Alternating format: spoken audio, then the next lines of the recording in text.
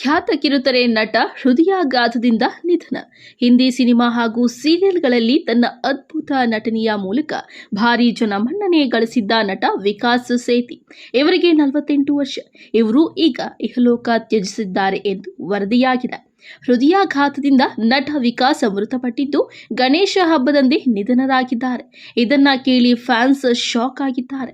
ಇನ್ನು ಇವರ ನಿಧನದ ಸುದ್ದಿ ಕೇಳಿ ಅನೇಕ ಸೆಲೆಬ್ರಿಟಿಗಳು ಸಂತಾಪ ಸೂಚಿಸಿದ್ದಾರೆ. ಹಿಂದಿ ಸಿನಿಮಾ ಹಾಗೂ ಸೀರಿಯಲ್ಗಳಲ್ಲಿ ತನ್ನ ಅದ್ಭುತ ನಟನೆಯ ಮೂಲಕ ಭಾರೀ ಜನಮನ್ನಣೆ ಗಳಿಸಿದ್ದ ನಟ ವಿಕಾಸ್ ಸೇಥಿ ಇಹಲೋಕ ತ್ಯಜಿಸಿದ್ದಾರೆ ಎಂದು ವರದಿಯಾಗಿದೆ. ಬಾಲಿವುಡ್ ಸಿನಿಮಾ ಸೀರಿಯಲ್ಗಳಲ್ಲಿ ತಮ್ಮದೇ ರೀತಿಯಲ್ಲಿ ಛಾಪು ಮೂಡಿಸಿದ್ದ ನಟ ವಿಕಾಸ್ ಸೇಥಿ ತಮ್ಮ 48ನೇ ವಯಸ್ಸಿನಲ್ಲಿ ಇಹಲೋಕ ತ್ಯಜಿಸಿದ್ದಾರೆ.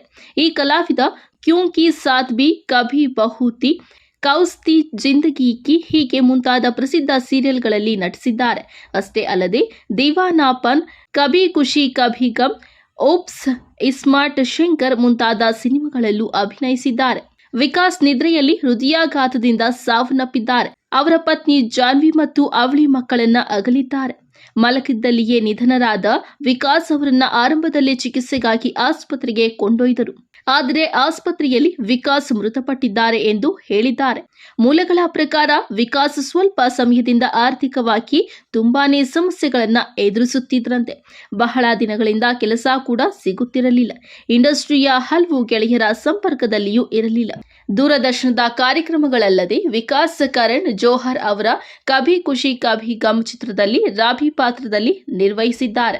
ವಿಕಾಸ್ ಸೇಥಿ 90ರ ದಶಕದ ಪ್ರಸಿದ್ಧ ನಟರಲ್ಲಿ ಒಬ್ಬರು. ಅವರು ಕಹೀನ್ ತೋ ಹೋಗಾ, ಸುಸುರಲ್ ಸಿಮಾರ್ ಕಾ, ಗುಸ್ತಾಖ್ ದಿಲ್ ಮತ್ತು ಉತ್ತರನ್ ನಂತರ ಅನೇಕ ಜನಪ್ರಿಯ ಕಾರ್ಯಕ್ರಮಗಳಲ್ಲಿ ಕೆಲಸ ಮಾಡಿದ್ದಾರೆ. ಇನ್ನು ವಿಕಾಸ್ ಯಾವುದೇ ಶೋಗಳಲ್ಲಿ ಪಾಲ್ಗೊಂಡಾಗ ತನ್ನ ಖಡಕ್ ಲುಕ್ ಮತ್ತು ಸದೃಢ ದೇಹದಿಂದ ಎಲ್ಲರ ಮನ ಗೆಲ್ಲುತ್ತಿದ್ದರಂತೆ.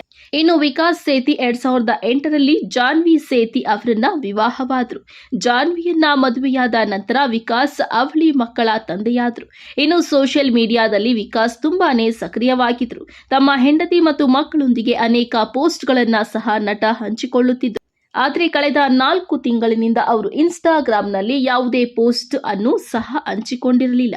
ಇತ್ತೀಚೆಗೆ ವಿಕಾಸ್ ಸೇಥಿ ಅವರು ಹಣಕಾಸಿನ ತೊಂದರೆ ಆಗಿತ್ತು ಎಂದು ಹೇಳಲಾಗುತ್ತಿದೆ.